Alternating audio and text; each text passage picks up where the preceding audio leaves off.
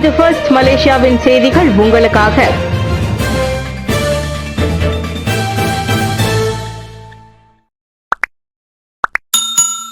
மலேசிய கிண்ண கால்பந்து போட்டி JDTயும் ஸ்ரீபஹாங்கும் மோத உள்ளன.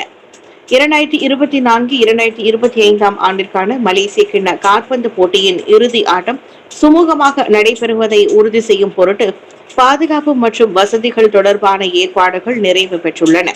நேற்று புக்கிட் ஜாலில் அரங்கில் நடைபெற்ற இறுதி ஆட்டத்தில் JDTயும் ஸ்ரீபஹாங்கும் மோதின. புக்கிட் ஜாலில் அரங்கின் வசதிகள் தயார் நிலையில் உள்ளன. போலீஸ் தரப்பிடம் இருந்தும் எங்களுக்கு ஒத்துழைப்பு உள்ளது. 2014 ஆண்டில் நடைபெற்ற மலேசிய கிண்ண கால்பந்து போட்டியின் இறுதி ஆட்டத்தில் JDTயும் ஸ்ரீபஹாங்கும் களம் கண்டன. இவ்வாட்டத்தில் 5-3 என்ற பெனால்டி கோல்களின் வழி ஸ்ரீபஹாங் வெற்றி பெற்றது குறிப்பிடத்தக்கது. இருப்பினும் FA மற்றும் சூப்பர் லீக் கிண்ணங்களை முன்னதாக வென்றிருக்கும் JDT நேற்று மலேசிய கிண்ணத்தையும் கைப்பற்றினால் ஒரே பருவத்தில் 3 வெற்றியை பதிவு செய்து ஒரே அணி என்ற பெருமையை பெற்றிருக்கும். அமெரிக்காவுடன் நல்லுறவை நீட்டிக்க மலேசியா முயற்சி செய்யும். அமெரிக்காவுடனான நல்லுறவை நீட்டிக்க மலேசியா தொடர்ந்து முயற்சி செய்யும். அமெரிக்காவுடனான பொருளாதார உறவு அந்நாடு மலேசியாவில் எப்போதும் அதிக வெளிநாட்டு முதலீட்டாளர்களில் ஒருவராக இருப்பதற்கு வழிவகுத்ததாக இரண்டாவது நிதி அமைச்சர் டத்துஸ்ரீ அமீர் ஹம்சா அசிசான் தெரிவித்தார். அமெரிக்க நிறுவனங்கள் மலேசியாவில் வளர்ச்சி அடைவதற்கான சூழலை நாங்கள் வழங்குகிறோம். 1971 ஆண்டு முதல் மலேசியாவில் இன்டெல் நிறுவனம் உள்ளது. நீங்கள் இதர நிறுவனங்களுக்கு சென்றால் சுதந்திரம் அடைந்தது முதலே நீண்ட காலமாக அவை இங்கு இருக்கின்றன என்று அவர் கூறினார்.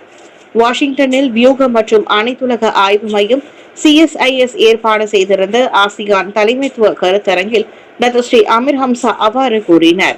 தற்போதைய உலக வர்த்தக போர் இல்லாத அமெரிக்க அதிபர் டொனால்ட் ட்ரம்ப் நிர்வாகத்தின் கீழ் அமெரிக்கா மலேசியாவின் நேர்மறை பொருளாதார உறவு குறித்து விளக்கமளிக்கையில் அவர் இவ்வாறு குறிப்பிட்டார். OPR கடன்களுக்கான வட்டி விகிதத்தை கையாள்வதில் PNM விவேகம். தேவை ஏற்பட்டால் மட்டுமே பயன்படுத்த வேண்டிய சக்தி வாய்ந்த கொள்கை கருவியாக விவரிக்கப்படும் OPR என்னும் கடன்களுக்கான வட்டி விகிதத்தை கையாள்வதில் பேங்க் நெகிரா மலேசியா விவேகமான அணுகுமுறையை மேற்கொண்டு வருகிறது.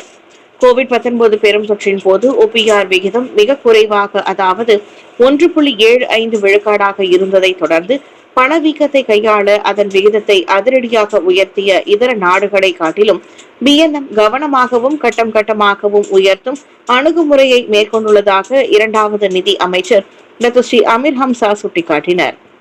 எதிர்காலத்தில் அதிக நிச்சயமற்ற தன்மை மற்றும் சந்தை ஏற்ற இறக்கம் ஏற்பட்டால் 3 விழுக்காட்டு விகிதத்தை நீட்டிப்பதற்கு PNM முடிவு எடுத்தது மற்றும் மலேசியாவின் அவசர நிலை செயல் திட்டம் குறித்து அமீர் ஹம்சா கருத்துரைத்தார். அயர்கூனிங் அனைத்து 19 வாக்களிப்பு மையங்களும் மூடப்பட்டன. அயர்கூனிங் சட்டமன்ற இடைத்தேர்தலின் வாக்களிப்பு சுமூகமாக நடைபெற்ற வேளையில் அனைத்து 19 வாக்களிப்பு மையங்களும் மூடப்பட்டுள்ளன.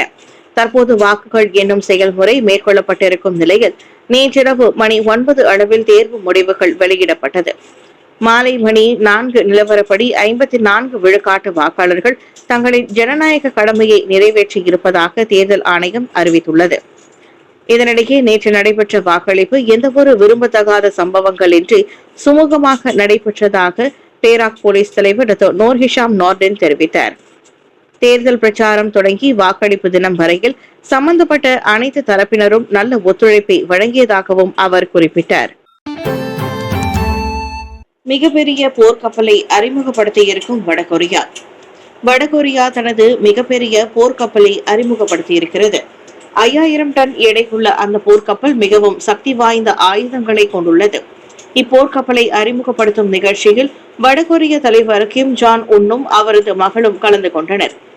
கடற்படை பாதுகாப்பையும் அதன் பலத்தையும் கணிசமாக அதிகரிக்கும் முயற்சியில் இக்கப்பலை வடகொரியா தயாரித்துள்ளது. சொந்த ஆட்பலம் மற்றும் தொழில்நுட்பத்தால் 400 நாட்களுக்குள் இக்கப்பலின் கட்டுமான பணி நிறைவு பெற்றதாக வடகொரியா செய்தி நிறுவனம் தெரிவித்திருக்கிறது. இப்போர்க்கப்பலுக்கு அந்நாட்டின் ஜப்பானிய எதிர்ப்பு போராளி சோயோனின் பெயர் சூட்டப்பட்டுள்ளது. இந்த போர்க்கப்பல் கடற்படையிடம் ஒப்படைக்கப்பட்டு அடுத்த ஆண்டு தொடக்கத்தில் சேவையில் ஈடுபட உள்ளது.